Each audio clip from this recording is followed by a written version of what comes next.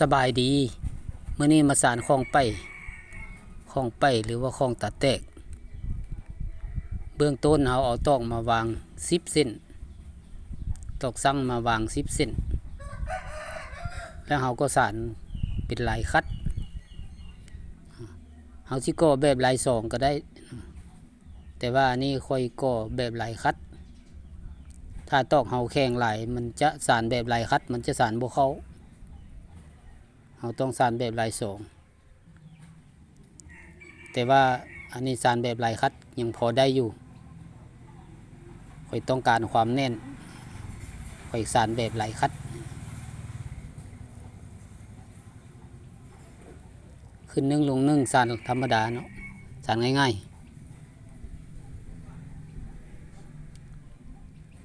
สานลายคัดเป็นลายพื้นฐานอยู่แล้วผู้ใดก็สานได้สานเข้าไปได้ฝั่งละ10 เซนข้างละ10 เซนแล้วเราก็มาไผ่2 เส้นเอาตอก2 เส้นมาบิดทบครึ่งแล้วก็มาไผ่ลักษณะเราไผ่กาวไผ่2 เส้นไผ่เกี่ยวกอดเอาตอกสร้างแต่ละเส้นนั้นเกี่ยวขึ้นเกี่ยวลงเกี่ยวขึ้นเกี่ยวลงเนาะเกี่ยวกอดเอาตอกสร้างนั้นไผ่แบบนี้ไปให้มันได้1 รอบเนาะ1 รอบ 1 รอบหลังจากได้1 รอบปลายน้อยนึงแล้วเราก็สอดตอกไผ่นี้ลงสอดเข้าในแบบนี้เผื่อเสื่องส้นมันแล้วเราก็ตัดส่วนที่เหลือนั้นออก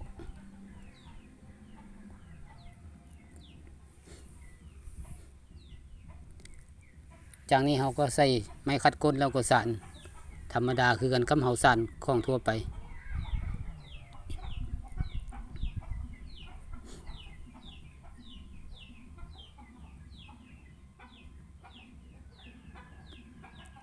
เริ่มต้นการสานเลย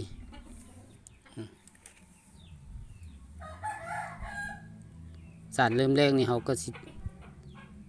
สานใส่หัวเข้าเนาะพุกหัวเข้าขึ้นให้มันต้องการความสูงจากพื้นน้อยนึงตอกสานนี้เราสานแบบลายคัดนี้เราก็ต้องได้สาน2 เส้น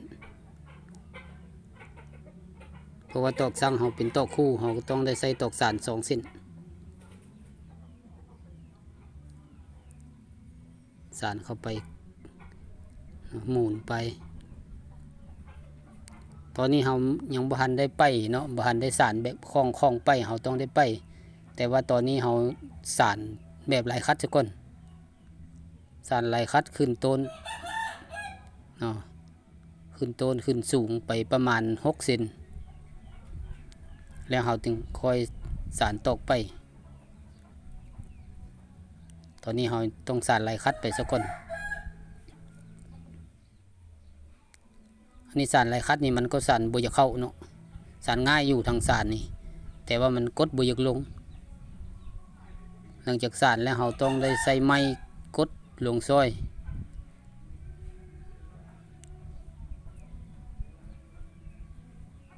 กดลงแบบนี้ให้มันเจ็บเนาะ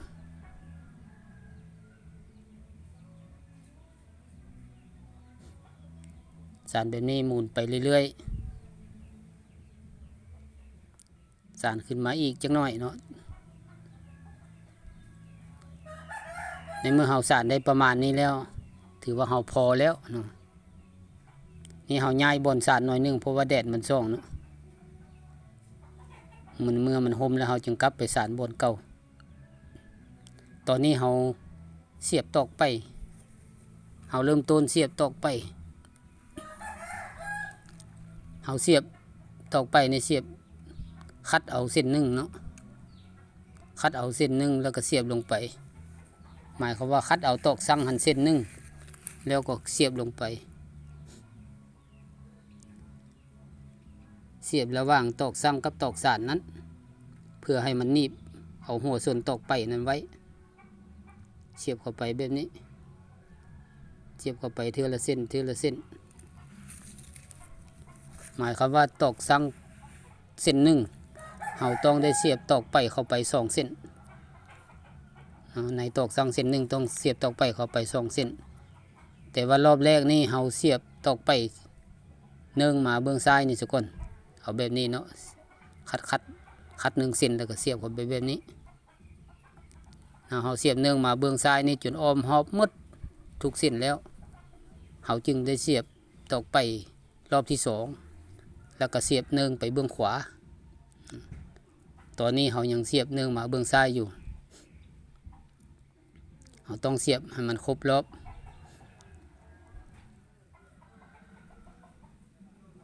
เสียบเข้าอยู่ในตอกสั่งครับระหว่างกลางตอกสั่งกับตอกสานนั้น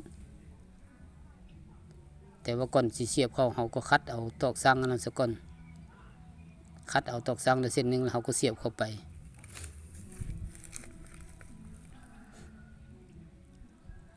ขั้นตอนนี้มันก็ยากหน่อยนึงมันเสียบบ่อยากเข้าเนาะมันเสียบบ่อยากอยู่เป็นไงเราต้องได้ใส่ไม้แหลมหรือว่าไขควงมาเสียบมาแทงหลังจากเราเสียบได้รอบแล้วบัดนี้เราสิเริ่มเสียบตอกไปเบื้องขวาบัดนี้เนื่องไปเบื้องขวาเสียบและสานไปเข้าไปแบบนี้เนาะเสียบและสานไปเข้าไปแบบนี้แต่ว่าลายของมันนั้นจะเป็นข้าม2เนาะข้ามตอกไป2 เส้นแล้วก็ข้ามตอกสั่ง1 เส้นเป็น3 เส้นเนาะตัวที่ไปเบื้องซ้ายก็คือกันตัวที่ไปเบื้องขวาก็คือกันก่อนจะไปนั้นเราจะต้องได้ข้ามตอกไป2 เส้นและข้ามตอกสั่ง1 เส้นรวมเป็น3 เส้นเราเสียบเข้าไปแบบนี้แล้วเราก็ข้ามตอกไปด้วยกันทั้ง2 เส้น3ก็ตอกสั่งแล้วก็ไปเข้าไปเราต้องได้สังเกตครั้งแน่เนาะบ่ให้มันหลงมันลืมบ่ให้ข้าม1 เส้นหรือบ่ให้ข้าม4 เส้นต้องให้ข้าม3หมายความว่าข้ามตอกไป2 เส้นข้ามตอกสั่ง1 เส้นเอาสังเกตเอาอยู่ในนั้นเนาะ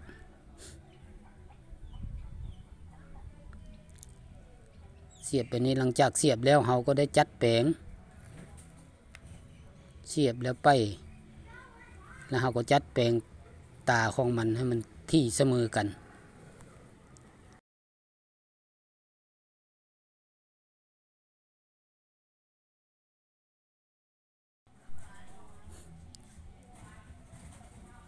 ตัวนี้เราต้องได้ใส่ความพยายาม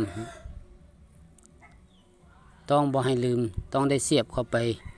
ทุกเส้นของตอกสั่งต้องมีตอกไป2 เส้นเส้นหนึ่งไปเบื้องซ้ายเส้นหนึ่งไปเบื้องขวาต้องบ่ให้ลืมเนาะหลังจากเสียบแล้วเราก็ไปหลังจากไปแล้วเราก็มากดลงนี่เนาะเราสังเกตเบิ่งให้มันข้าม2 เส้นเนาะตอกสั่งตอกไป2 เส้นแล้วตอกสั่งเส้นหนึ่งเราต้องได้สังเกตครั้งนี้หลังจากนั้นเราก็ไปเรื่อยๆเนาะ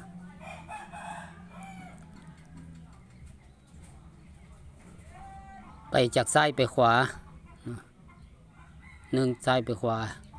หลังจากนั้นก็ไปจากขวาไปซ้ายบาดนี้สมมติว่ารอบนี้เปลี่ยนจากซ้ายไปขวาไปจากซ้ายไปขวาแล้วรอบหน้าเขาก็ไปจากขวามาซ้ายเพราะว่าเส้นตอกมันเนื่องไปซ้ายก็มีเนื่องไปทางขวาก็มีเนาะ